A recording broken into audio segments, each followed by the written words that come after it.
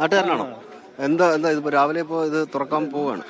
തുറക്കട്ടെ, തുറന്ന് ആള് അറിയണ്ടേ എന്താണ് അതിന് സംഭവിച്ചെന്നുള്ള അറിയണ്ടേ. അവര് പറയുന്നത് ഇത് മരിച്ചതല്ല, സമാധി ആയതാണ്. സമാധിക്ക് സമാധി, പക്ഷെ ജനങ്ങളെ അറിയിക്കട്ടെ, നാട്ടുകാരെ അറിയിക്കണ്ടേ. ആരെ അറിയിക്കുക? രഹസ്യമായിട്ടൊരു 3 പേര് ചേർന്ന് മാത്രം അത് ചെയ്യാന്ന് പറയുമ്പോഴത്തേക്ക് അതൊരു പോസിബിൾ അല്ലല്ലോ. കാര്യം നാട്ടുകാരും ഒക്കെ അറിയണ്ടേ. കാര്യം അയാളെ സ്നേഹിക്കുന്ന ഒരുപാട് ആൾക്കാരുണ്ടായിരുന്നു. 1-2 വർഷമായിട്ട് അയാൾ കിടപ്പിലാണ്. കിടപ്പിലാണോ? പിന്നെ സുഖമില്ലാതെ കിടപ്പായിരുന്നു. കിടപ്പായ ആളെങ്ങനെയാണ് തനിയെ വന്നിരിക്കുക? അതറിയില്ല, അത് ഇനി അവരുടെ തന്നെ ചോദിക്കണം. അതിന് ഇടയ്ക്ക് വെച്ച് ഇങ്ങനെ സമാധി ആവാൻ വേണ്ടിയിട്ട് ചിലപ്പോ ഒരു ഇത് കിട്ടിയെങ്കിലോ നമുക്ക് പറയാനൊക്കില്ലല്ലോ. ഇതിനെ എന്ത് വർഗീയ സ്വഭാവത്തിൽ കൊണ്ടുപോകാൻ വേണ്ടി ഒരു വർഗീയ സ്വഭാവം ഇവിടെ, ഒരു വർഗീയ സ്വഭാവം ആക്കാതിരുന്നാൽ മതി. ഒരു വർഗീയ സ്വഭാവം ഇവിടെ ഹിന്ദുക്കളും മുസ്ലിങ്ങളും എല്ലാവരും ഒരുപോലെ കഴിയുന്ന സ്ഥലമാണ്. പണ്ട് ഒരു പ്രശ്നം ഉണ്ടായിട്ടുണ്ട്. അതൊക്കെ അല്ല, ഇതിപ്പോ നമ്മൾ ഇത് കൊണ്ടുപോകാൻ അങ്ങനെ കൊണ്ടുപോകാൻ വേണ്ടി ഒരു കുറച്ച് നീക്കം കുറച്ച് ആൾക്കാരുടെ ഭാഗത്തു നിന്ന് ഉണ്ടായിട്ടുണ്ടായിരുന്നു അല്ലേ? അതുണ്ടായിട്ടുണ്ടായിരുന്നു. അതിപ്പോ സാധാരണയാണല്ലോ. ക്ഷേത്രത്തെ തകർക്കാൻ വേണ്ടിയാന്നൊക്കെ ഇവര് പറയുന്നില്ല. അതിനകത്തൊന്നും ഒരു വസ്തുതയില്ല. എന്തിനാ തകർക്കണം? എന്തിനാ? ക്ഷേത്രത്തിന് ആരും തകർക്കുകയൊന്നുമില്ല.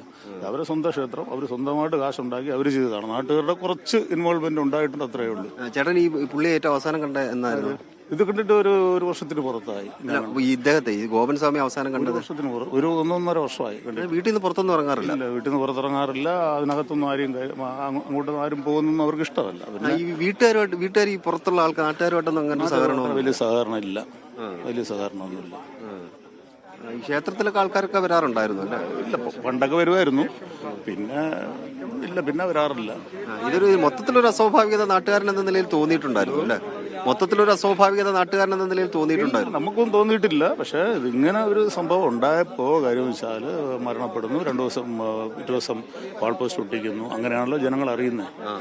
അപ്പൊ അങ്ങനെ വന്നപ്പോ എന്ത് സംഭവിച്ചു എന്നറിയാനുള്ള ആകാംക്ഷ എല്ലാവർക്കും ഉണ്ട്. സാധാരണ സ്വാഭാവിക മരണമാണെന്നുണ്ടെങ്കിൽ വരും, കാണും, റീത്ത് വയ്ക്കും, അല്ലെങ്കിൽ കാണും, തൊഴുതിട്ട് പോകും. അത്ര നാട്ടുകാർക്ക് പോലും കാണാൻ കഴിയാത്തൊരവസ്ഥയും. അല്ലെങ്കിൽ ഇവർ ചെയ്യണമായിരുന്നു. കാര്യം കൗൺസിലറുണ്ട്, നാട്ടിലെ ആളുകളുണ്ട്, അവരെയൊക്കെ വിളിച്ചിട്ട് അതെങ്ങനെ എൻ്റെ അച്ഛൻ ഇങ്ങനെ പറഞ്ഞിട്ടുണ്ട്, ആരെയും കാണിക്കാൻ പാടില്ല എന്ന് പറഞ്ഞിട്ടുണ്ട്.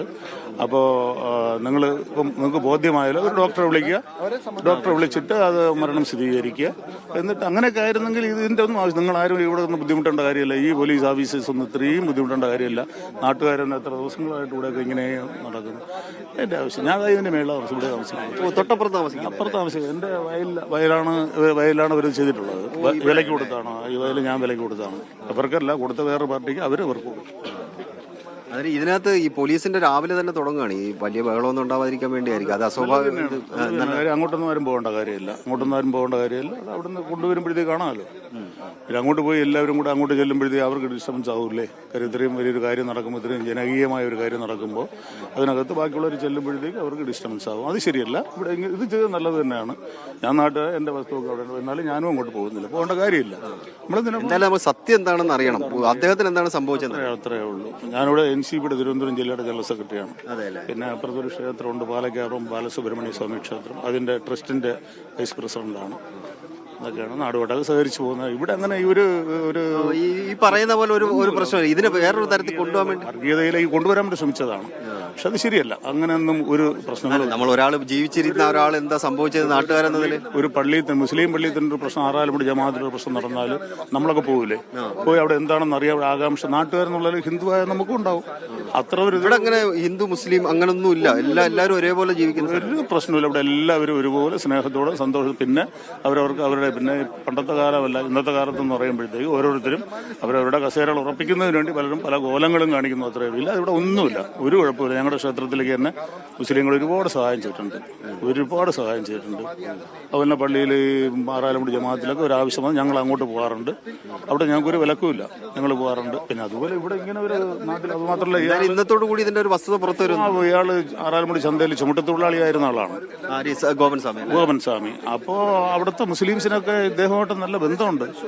അപ്പോൾ അത് അദ്ദേഹത്തിന് സംഭവിച്ചു എന്ന് അറിയാനുള്ളൊരു ആകാംക്ഷ ഉണ്ടാവൂല്ലേ? അതേ ഉള്ളൂ ഇതിനകത്ത്, വേറെ ഒന്നുമില്ല. ഒരു ഇങ്ങനെ ഒരു പ്രശ്നം, ഹിന്ദു മുസ്ലിം പ്രശ്നമേ ഇല്ല ഇവിടെ.